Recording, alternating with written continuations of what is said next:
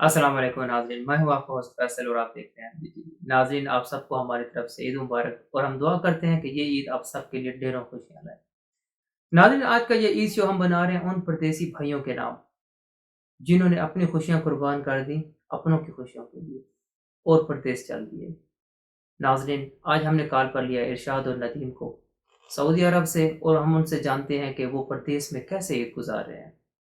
नाज़रीन, अगर अभी तक आपने हमारे चैनल को सब्सक्राइब नहीं किया तो हर आने वाली वीडियो को देखने के लिए सब्सक्राइब करें और घंटी के बटन को जरूर दबाएं। अस्सलाम वालेकुम। वालेकुम सलाम। वालेकुम अस्सलाम। जनाब, आप दोनों को ईद मुबारक। खैर मुबारक। फैसल साहब आपको भी ईद मुबारक। खैर मुबारक। खैर मुबारक, आपको भी ईद मुबारक। खैर मुबारक। नदीम साहब, पहले आप हमें बताएं कि ईद कैसे गुजार रहे हैं।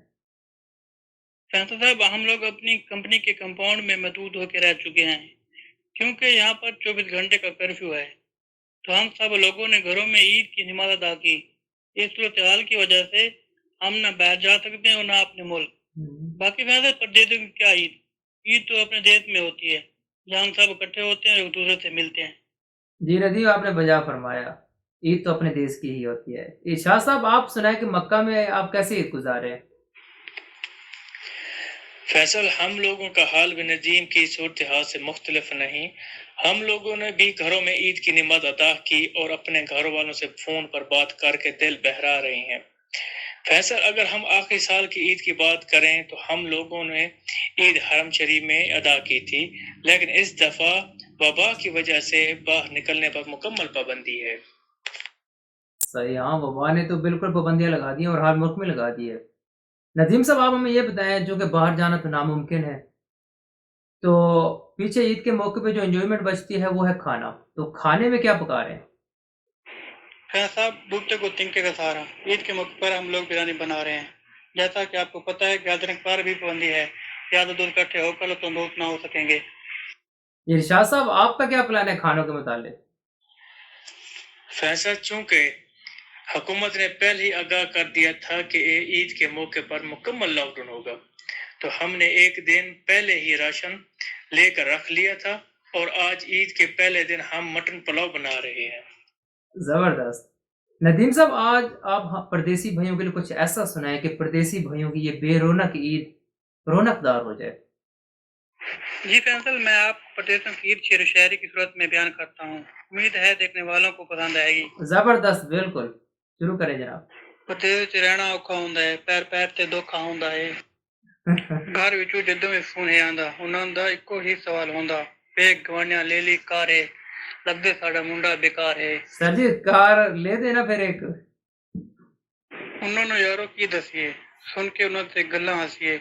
ਦਰਖਤਾਂ ਤੇ ਇੱਥੇ ਰਿਆਲ ਨਹੀਂ ਲੱਗਦੇ, ਤੇ ਪਰਤ ਤੇ बगैर ਇੱਥੇ ਕੰਮ नहीं लभदे। सही। फैसल, आखिर में परदेसियों के लिए एक और शेर, घर ਨੂੰ ਵਾਪਸ ਜਾ ਨਹੀਂ ਹੋ ਸਕਦੇ, ਕਿਸੇ ਨੂੰ ਦਰਦ ਸੁਣਾ ਨਹੀਂ ਹੋ ਸਕਦੇ। ਦਰਦ ਵੰਡਾਉਣ ਵਾਲਾ ਇੱਥੇ ਕੋਈ ਨਹੀਂ, ਵੱਖਰੀ ਤੇ ਸਾਡੇ ਨਾਲ ਹੋਈ ਨਹੀਂ। ਭੈਣੀ ਤੇ ਬਿਰਾ ਨਾਲੇ ਮਾਂ ਯਾਦ ਆਉਂਦੀ ਹੈ, ਉਹ ਗੁਜ਼ਰੇ ਵੇਲੇ ਦੀ ਅਦਾ याद आंदी है।